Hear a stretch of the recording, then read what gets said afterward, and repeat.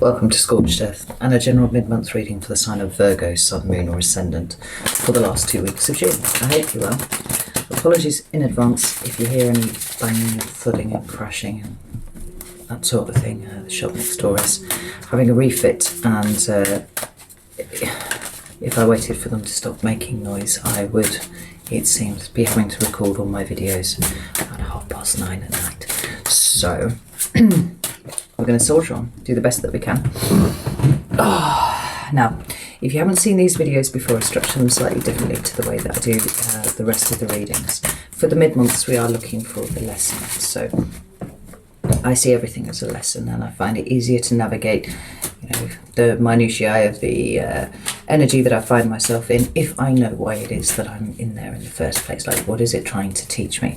So to that end, we will pull 3 cards for your current energy, and we will pull 3 cards to have a look and see, what the lesson is.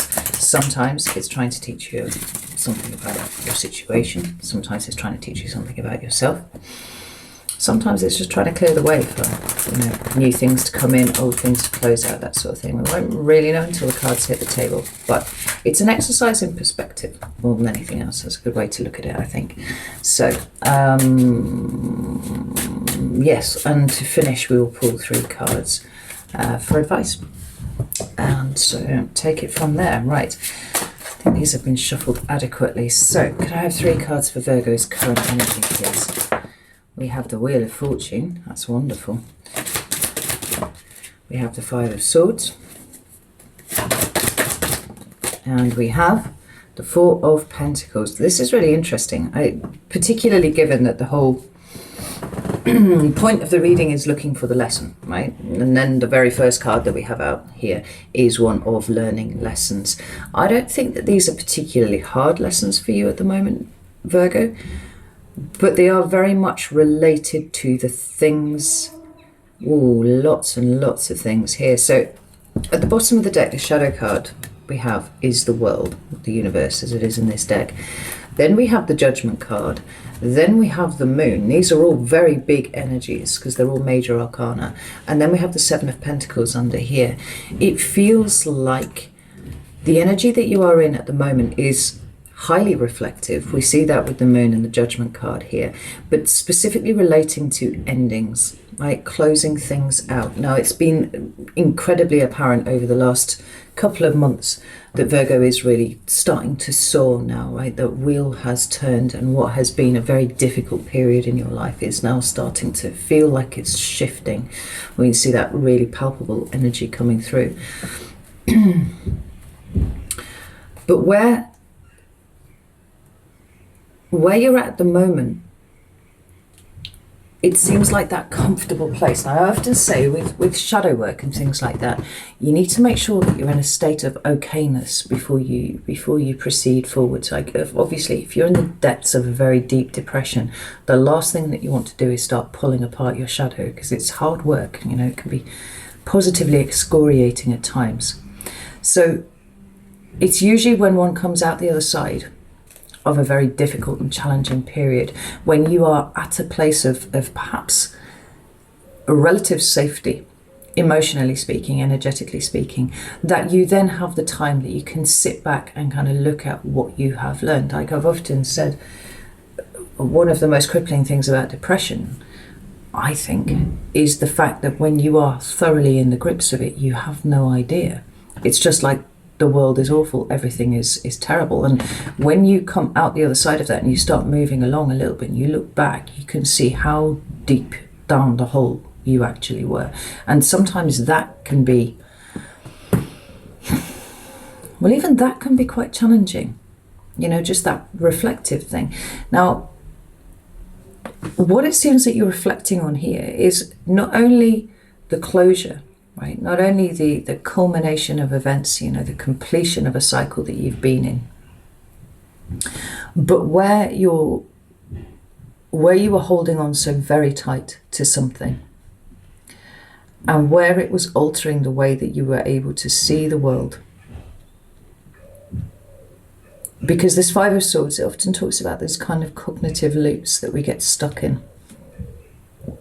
can't see the wood for the trees, and we're kind of retreading the same steps over and over again, and it doesn't seem like there's any way to break out of it until you do. And then you look back and you go, right, I can see I was just kind of spinning in circles for a very long time. You know, with the kind of life events that have been going on for Virgo in the last year, 2 years, it's absolutely obvious that that would be something that you would be struggling with at the moment. But it seems like you have come to this place now of relative safety where you can look back at this, and this is it's almost like a point of consolidation. So you can see where it was that you were holding on to something too tight, and that might have manifested itself in, you know, what you can now see in retrospect as control issues or something like that. It didn't feel like it at the time. You were just trying to grab hold of anything that would keep you afloat, you know. But there were some things that needed to be released and let go. There's something pulling on my hair as I'm talking to you. And the Five of Swords being how, relatively speaking, because of the difficulty that you had in letting things go, understandably, like I said, how it was then causing this looping effect, causing this to go round and round and round, and effectively keeping yourself trapped. I mean, you've been to the gates of hell and back, Virgo, and no question, but it's the fact that you're back that is the important thing. Now you are at this point of safety. You can sit back and really reflect on where you have been and what you have learned along the way. For some of you, with this Seven of Pentacles, you know, Seven of Pentacles and Seven of Wands, there have been really profound insights that you've received into you, perhaps in the ways that you projected in the past, perhaps in the ways where you kept yourself in a situation that you were not happy with because you felt trapped in it in some way. You know, I feel like the whole experience has absolutely taught you to be more present. But there's an underlying message of empowerment here too. Like understanding how powerful you are and what you have survived and what you've come through. That feels like it's setting you up for the next stage in your life. Kicking shit around. Let's have a look and see. I mean, it seems fairly clear to me what the lesson is here, but no. We'll ask the cards. What's the lesson here for Virgo?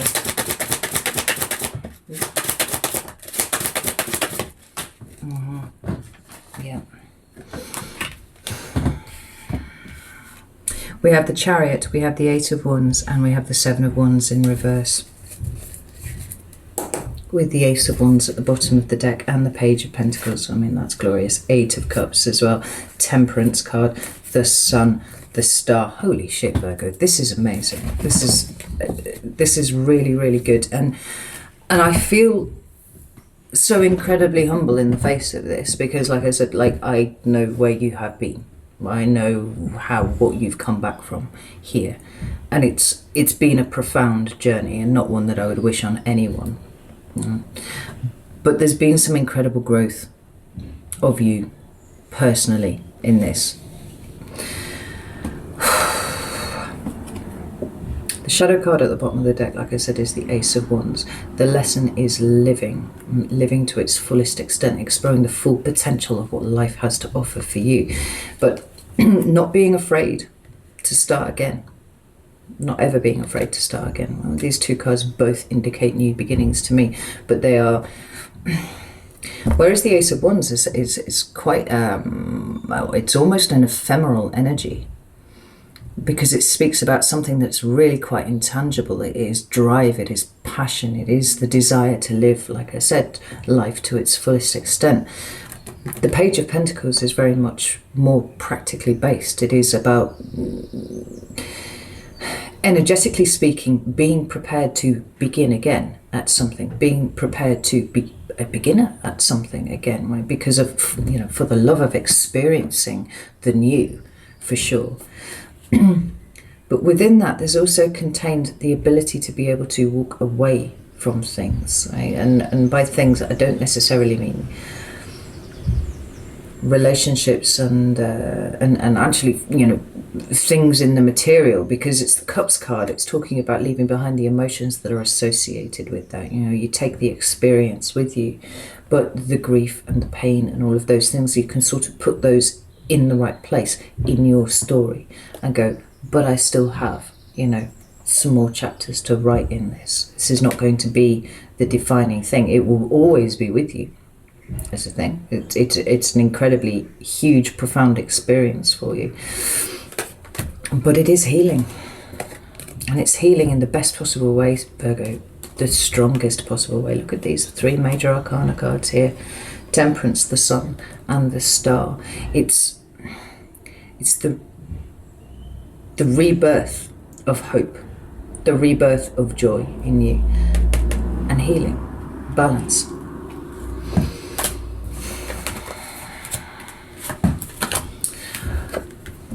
The Chariot and the Ace of Wands seem to fit really nicely together here. The Chariot is all about goal setting, it's about victory, it's about succeeding at things, it's about autonomy too. It's about you taking charge of your life, deciding what you want it to be comprised of in the future for however long you have left, and then making every action support that, making everything that you do, the way that you approach life, all of it supporting that. Like the Temperance card, it also speaks about balance. It talks about being able to hold things in alignment. You know, we live in a duality consciousness, so, you know, where you have one thing, you will have its other at the other side, you know. So we have, you know, night and day, and positive and negative, and black and white, you know, all of these things. The correct place for us to try and live is in the center, but we have to experience things to work out where the center is. And so, you know, over the course of our life, we will experience the full pendulum swing from one way to the other. And it is only in the living of those extremes that we can find that point in the center where we can exist. And we can exist not just comfortably, although there is a relative comfort in being able to find that center, but knowing that having gone through, you know, what is at the negative end of the spectrum, there is a correlating positive experience that is equal and exact to that. You know, it's a big broadening of horizons. And the next card is the Eight of Wands, which can sometimes deal with communication, but for me it often talks about an increase in momentum too.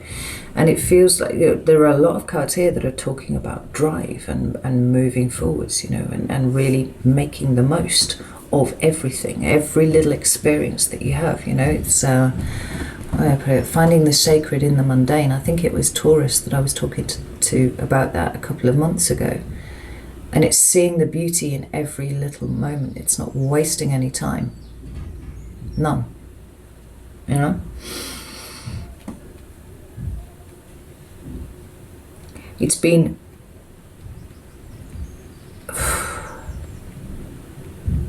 no, I'm not going to put it like that. It's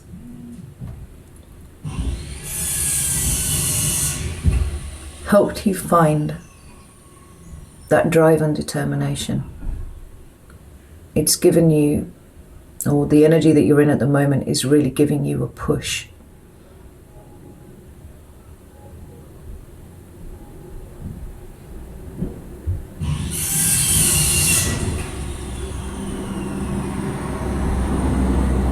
Sorry, I'm just zoning out at these stags here, and I'm reminded of what the stag actually signifies here on this Eight of Wands. All those stags there. Stags are symbols of spiritual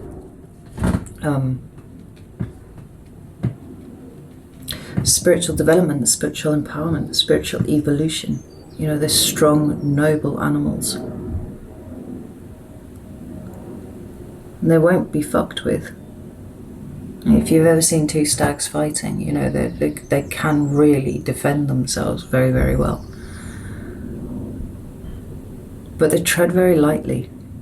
And I feel that's what you are doing now, Virgo. You're treading very lightly. There's a movement here where there might have been an element of stagnation before. And then we've got this Seven of Wands here. And the Seven of Wands is in reverse, which is quite interesting because in the upright it talks about that. Well, it can talk about a protective energy, or it can talk about a defensive energy. You know, something quite guarded, kind of like keeping people at bay. The fact that it's coming up in the reverse makes me feel like it's, for some of you, you've been in such a highly protective state for such a long time. You know, and some of that might even have come about prior to, you know, the events of the last year and a half, 2 years. You know, historical things that have led you to the point where, you know, you've existed in your cave and only in your cave because the outside world is terrifying. You know, it's kind of like hypervigilance all the time, feeling like you need to defend yourself. And I think that there's such empowerment here. There's such strength here. That where you have been and come back from has shown you that possibly those things from the past, those things that you've tried to heal for such a long time, they're not part of your current story. They're there. The experience is there. You know, your reaction to the experience is there. You may have carried that around with you for a very long time. But as an exercise in perspective, the pendulum has swung so far the other way, like it's coming back to the middle now. And all of the other stuff is just like, well, do you know what? I've grown so much, I can deal with this now. I can put in some active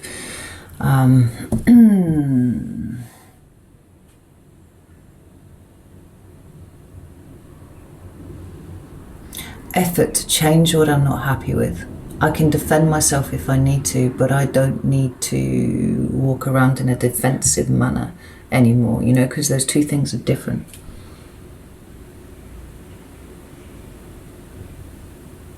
There's a vulnerability here. Almost a delicacy here with you, Virgo.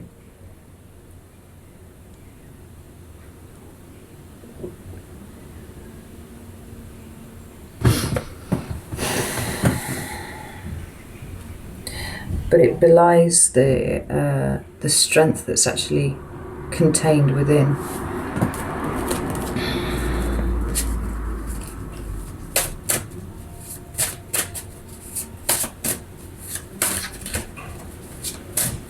It really has helped you find yourself, I think, Virgo. And that's incredible. Give me some cards of advice for Virgo, please. Ooh, we have the Fool. We have the Ace of Swords. That's wonderful. And we have the Nine of Wands. Yeah, this is what I'm talking about. It's having good boundaries, but not being in a place where you feel like you're constantly fighting. You know, that hypervigilance is energetically absolutely destroys you, right? It's exhausting. It's very, very expensive to live with that kind of energy, and that feels like you're kind of putting it down. You're like, I am going to pick and choose my battles, and I am not afraid of these things over here, things that previously I might have been afraid of. It's just not it anymore. Like, I've been to hell and back. Now I'm pretty much fucking bomb proof. I may look delicate, but don't be fooled. So we've got these 3 cards of advice here, and they are beautiful because we have yet again 2 more cards of new things being instigated, right? There's a bravery about you now, Virgo, that you haven't felt for quite a long time, but it's there. And maybe you haven't had a word for it for a while, but that's what it is. It's courage, it's bravery, it's the ability to be able to take the leap off that cliff, because you've been to hell and back. There's not very much that's going to be able to rattle you now if your perspective is in the right place. And I see you exercising that reflective energy and kind of putting everything in context, putting everything in perspective and going, do you know what? I am here. I am still here.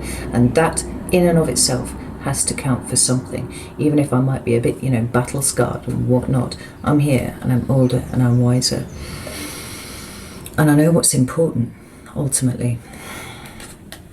The Ace of Swords is about the perception change that is going on with this. You know, the Ace of Swords is all about, you know, new insight into things. It's epiphanies and kind of putting things together, that, you know, sparky mental energy there. But you've gone from the ace, from the Five of Swords here, and like I said, it feels like it's reflective for you rather than somewhere where you are currently at, kind of looking back at it, to this Ace of Swords here. You're picking up the one thing that is important, which is your truth now, and you know where you have been, you know what you have done, you know all of these things, and you know that you are still here.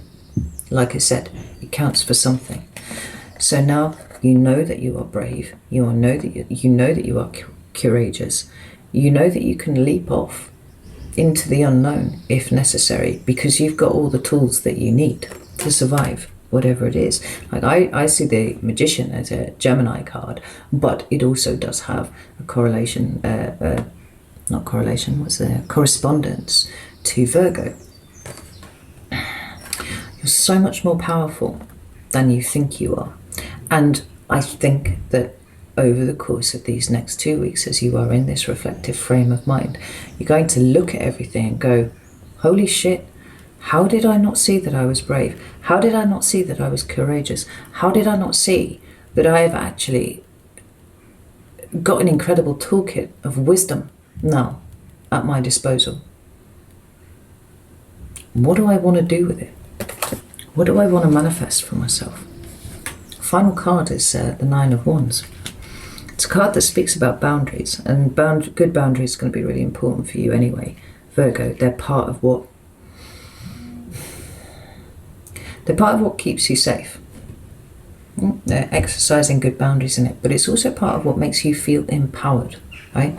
The point where you can say no and not overthink it. Incredible place to be, and I feel that coming for you. It's certainly something that it feels like you're exploring at the moment. In fact, this whole reading is very much pointing towards an almost conscious decision not to allow yourself to overthink things anymore, you know? It's difficult for a Virgo. But the level of present energy that is presenting right here, and the erection and maintenance of good boundaries is going to be a huge part of that. Do no harm, take no shit. That's how this is reading to me. But I think that, you know, if you find it difficult to see these things about yourself, as a meditative exercise, or even just like while you're doing the washing up, something like that, imagine somebody that you know, somebody that you care for, or maybe even a stranger coming to you and telling you your story as if it were them. What would you think about that person?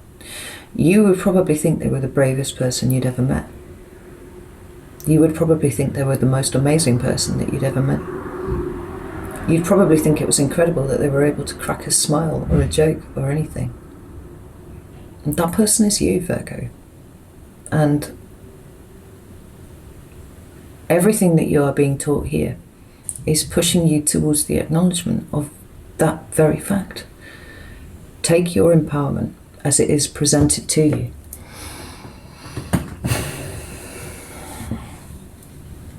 And be prepared to take up some space in the world.